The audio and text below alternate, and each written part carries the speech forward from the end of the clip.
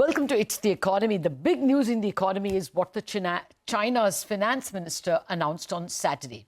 He said that the Chinese government will significantly increase government debt issuance to help local governments clear their debt, to support the property market and replenish capital of state-owned banks. All these steps are supposedly in a bid to revive the sputtering economic growth. Is this enough to spur the Chinese economy? I have with me economist Jeremy Zook, the director of Asia Sovereign Ratings at Fitch Ratings. Jeremy, good morning, and thank you very much for your time indeed. Well, first up, what stood out for you in the Saturday announcements?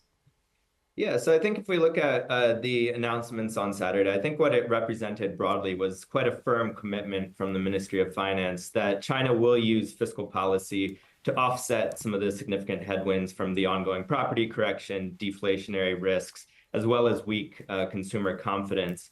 I think from our view, this helps to contain some of the downside risks to growth this year and next. But it doesn't necessarily give us enough to work with to raise our forecasts, which are 4.8% this year, 4.5% next year. At this stage, I think if we look at some of the major parts of the announcements. So first of all, the government has stated that they're going to step up bond issuance this year in line with the bond quotas that local governments were given at the beginning of the year. So far this year, fiscal policy has actually been running behind the budget, so we haven't seen as much spending as we were expecting. But this was already baked into our forecasts. And then secondly, the big point that you made on, the government being willing to increase deficits and debt and having the space to do so indicates that, next year, perhaps deficits will be larger and fiscal policy will still play a key role in helping to support growth. And the final point, of course, as you mentioned, helping local governments resolve some of their debt issues, bringing some of the off-balance sheet debt onto local government balance sheets, as well as recapitalizing the banks. These aren't things that will, in our view, have a big short-term boost on growth, but they are very structural issues as China's dealing with debt overhang. And so addressing those does help set the scene for perhaps some improvements over the medium term. Okay, I'm coming to the medium term in just a bit. What China experts give us to understand is that there are a couple of structural dilemmas that China is facing. One is the local government's debt deflation loop. Because they have a high debt, they don't spend, and because they don't spend, there is deflation. Because there's deflation, the debt only increases. The other problem that they point out is with the consumer. High savings, and yet no one's consuming. So first, let me get the consumer angle. Do you think they have done anything at all for the consumer? There were a lot of people expecting income transfers to lower households. I don't remember reading too much of that, barring a Reuters report. But did they announce actual help to households? Do you see consumption improving? They did mention that they are focused on consumption and trying to do things to boost consumption, but we didn't really see many details around specific policies yet. I think we'll have to wait likely until the end of this month when the Standing Committee of the National People's Congress meets. They're the ones who are actually able to make these fiscal decisions and allocate financing or funding to various programs.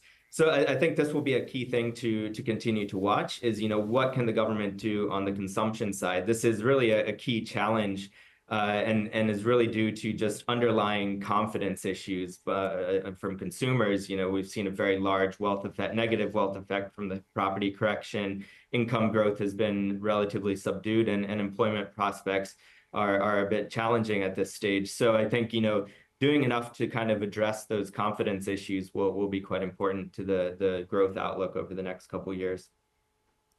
Okay, so you don't think much was announced on that on Saturday? You're expecting more only in the medium term? Well, I think we'll have to wait until the end of this month to get more details. Okay. From the NPC? From the NPC, yes, that's right. Okay, that's the National People's Congress. Okay, do you think enough was done for the debt deflation loop? They seem to have, because they've increased the debt quotas as well as, capitalized banks. So you think that's more done than the consumption angle? I think we did see, a few more specifics around this area in the press conference. So I think, the government is quite focused on addressing some of these structural challenges.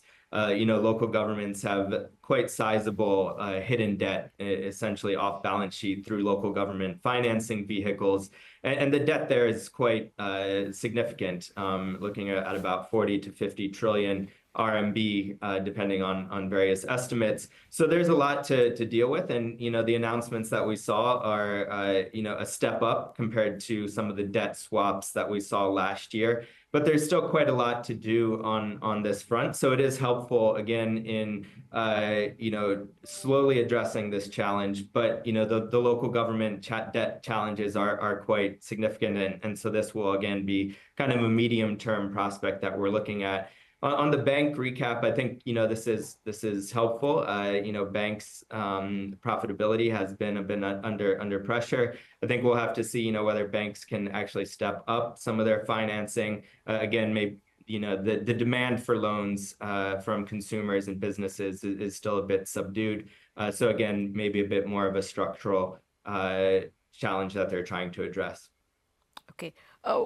Would you have an upward bias, at least, to the growth forecasts, considering that with reasonable regularity, the Chinese authorities are announcing something or the other and promising to announce more? Well, I think it also depends on what the government, what growth rate the government is comfortable with. I mean, we'll see what their growth target is for next year. Right at the moment, we're anticipating 4.5% next year.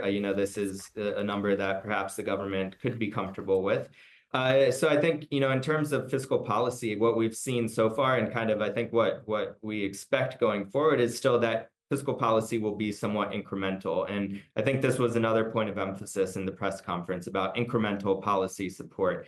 And so the government will provide sufficient support to keep kind of a floor on growth, but maybe not a large jolt on the fiscal side that perhaps markets are anticipating, but still enough to limit some of the downside risks and try to address some of these structural challenges in the Chinese economy. Okay.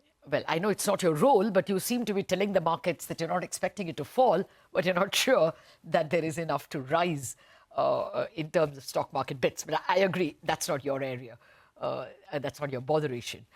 But train our eyes to what should we look for at the NPC meeting. I believe it's later in October. The National People's Congress, what should we look for?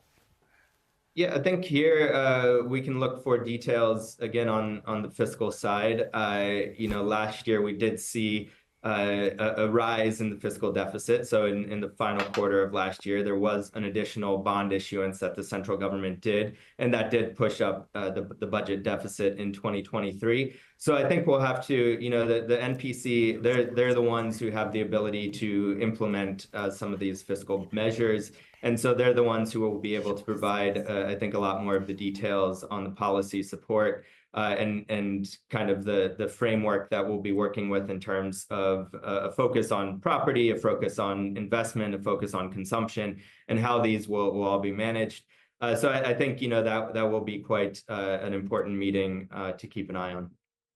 Okay. Now, for the counter question, can all these get torpedoed?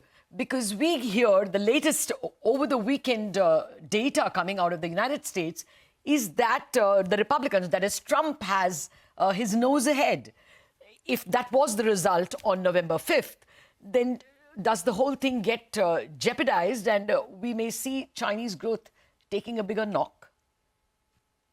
The U.S. election is a big uncertainty for the Chinese economy over the next year, particularly, in the case of a potential Trump victory, where tariffs are likely to be raised. We don't expect an increase up to 60%, as Trump has discussed previously, probably lower than that. But nevertheless, it's still negative for the Chinese economy. China has been reliant on external demand to support its growth over the past year. And if that channel is weakened, that does, again, because domestic demand in the Chinese economy is quite weak, mean that the growth outlook will be even more challenging.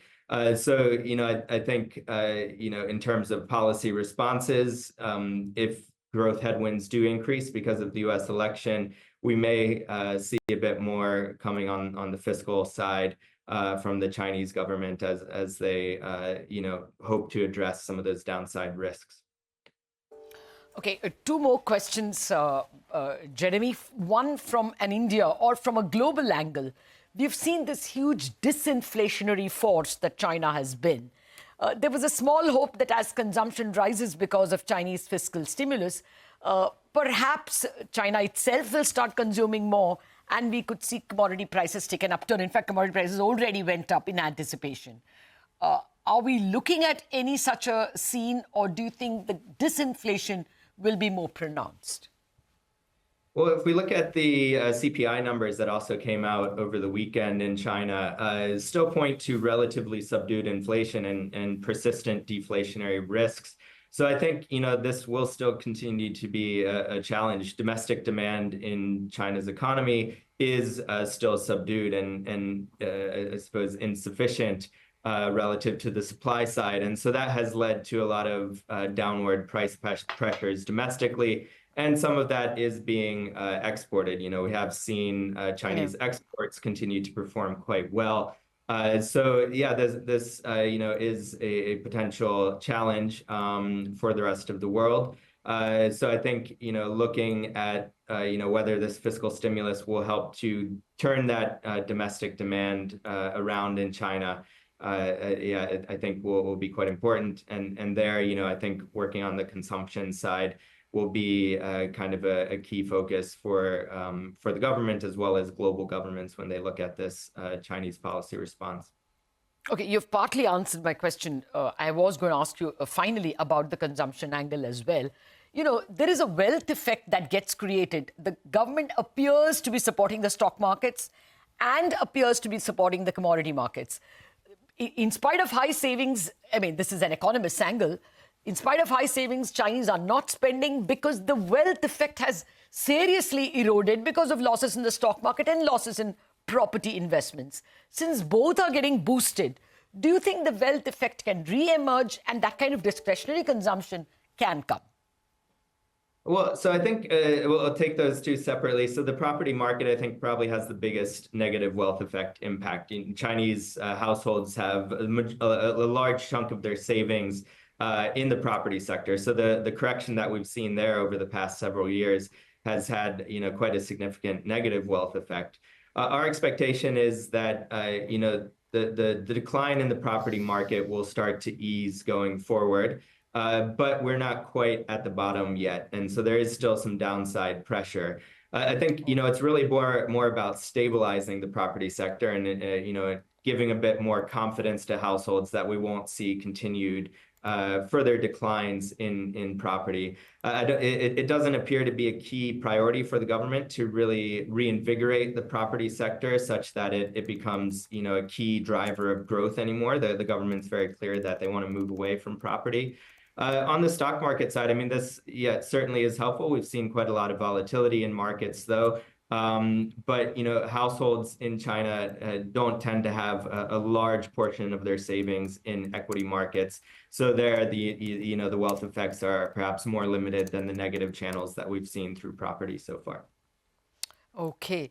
Thank you very much, Jeremy, for a 360-degree perspective of what the Saturday fiscal steps may do to the Chinese economy. Well, not very much, but as Jeremy says, the government has left something on the table when the National People's Congress meets later in October, and perhaps something will be done. To just take Jeremy's point forward, the Chinese index, the stock index is actually down about 2%. So clearly it's not enthused the Chinese stocks. We have to see whether, after the initial sell-off, something picks up. But they are off the highs they reached sometime last week. On that note, we wrap up on Bazaar with the note that the Indian markets have also given up a little bit of their gains, at least as far as the mid-cap space is concerned. but going very strong on the Nifty itself. Wrap up on Bazaar. Chartbusters coming up.